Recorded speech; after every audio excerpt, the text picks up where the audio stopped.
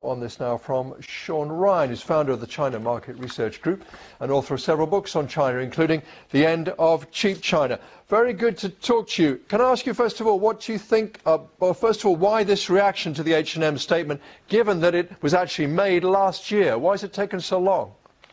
It is actually kind of surprising, Mike, and it's always good to speak with you, because H&M's statement came out last year. So why did it take a full year for Chinese consumers to get really angry on social media and start to call for boycotts against H&M throughout the country?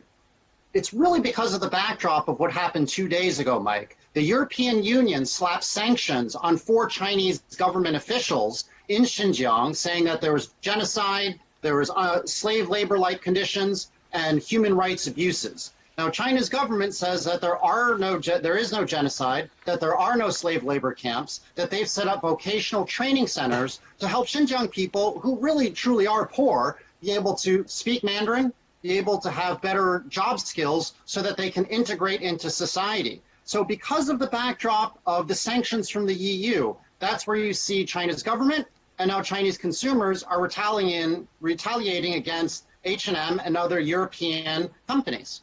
As you say, the Chinese government does say that, but there is, of course, as the BBC has been broadcasting, first-hand testimony and conclusive, well-verified satellite images.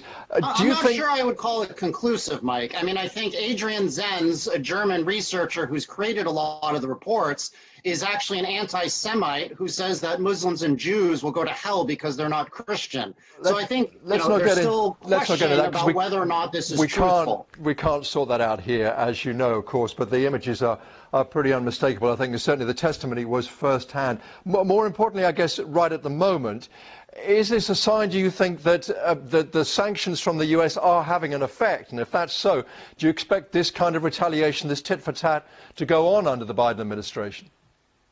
Yeah, so I do see that China is going to stand strong. They want to make sure that Europe and the United States knows that it's no longer 1860, where European